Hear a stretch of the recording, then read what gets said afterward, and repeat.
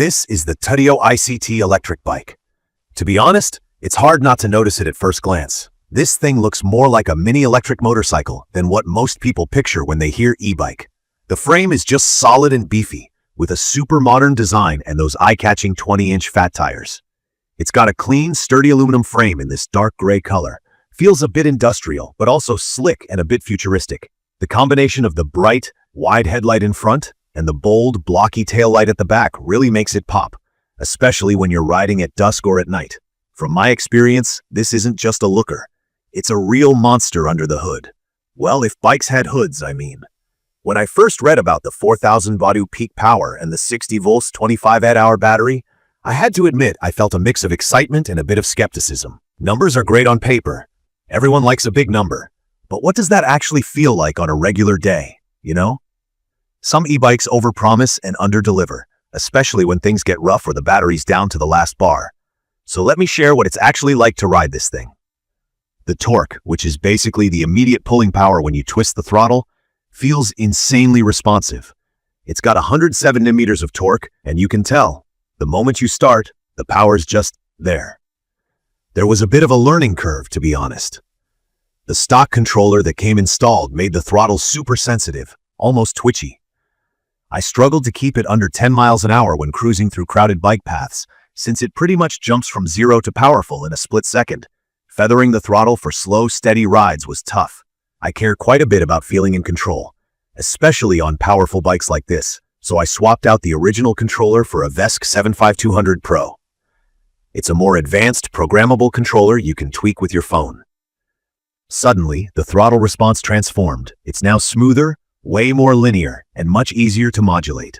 That means if I want to roll at a walking pace or blast down an empty road, the power now matches what my hand tells it to do, instead of feeling like I'm wrestling with the bike for control. For anyone wondering, switching controllers isn't for absolute beginners, but the payoff is huge. The next thing you notice is just how much this ride soaks up bumps. Full suspension on both ends, an inverted fork in front, spring suspension at the rear. For city rides, potholes barely register. But when I took it to some rocky trails and loose gravel, that comfort was still pretty decent. Although honestly, the suspension isn't as plush as the frame looks.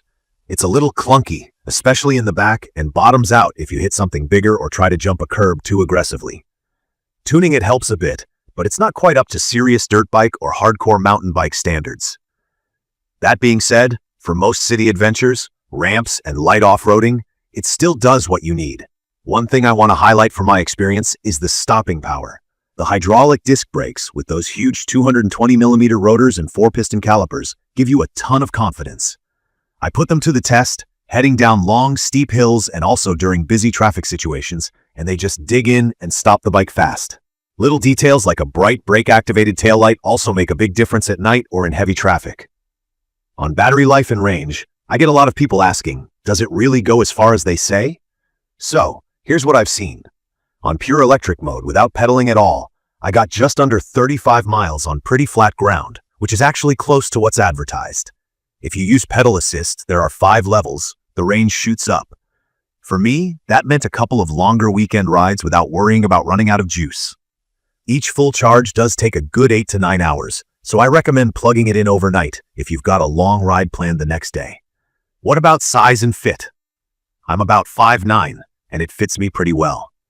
The seating position is upright, not cramped, but anyone much shorter might struggle with the higher saddle and wide reach to the bars. Riders under 5'5" could find it tricky to get both feet comfortably on the ground. I'd recommend giving it a test fit if you're on the shorter side. Also, it's not a light bike, over 100 pounds, so if you need to haul it upstairs or lift it into a car, you're gonna notice. A few other things worth mentioning. That big, colorful screen in the middle is super easy to read and shows you everything you need. Speed, battery level, distance, what mode you're in.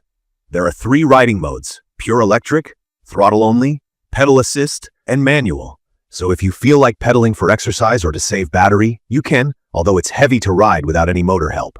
Swapping between the modes is as simple as pushing a button on the handlebar, so you don't have to plan ahead. Talking about my favorite part, the sheer fun and versatility. This thing brings out the kid in you.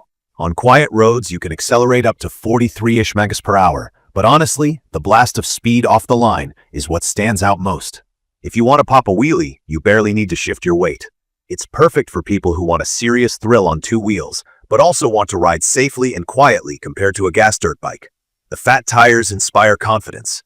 Dirt, loose gravel, even a patch of snow in winter, the bike doesn't really care much. And when the sun starts fading, those headlights and extra bright taillights have your back. Still, it's not all perfect.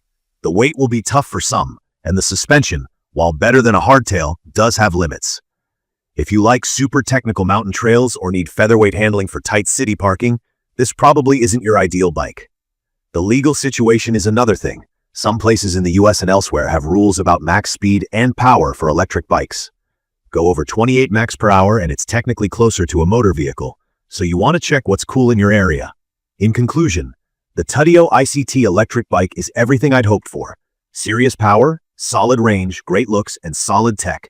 It blurs the line between an electric mountain bike and a lightweight electric motorcycle, and it does that with confidence. I'd recommend this for anyone who wants more power and range than a typical commuter e-bike, likes to ride on different terrain, and doesn't mind a bit of extra weight for all that you're getting.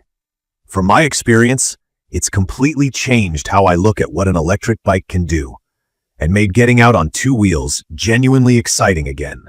If you found this quick review helpful, tap subscribe and leave a comment if you have any questions or want to know more about this bike or electric bikes in general. Thank you for watching.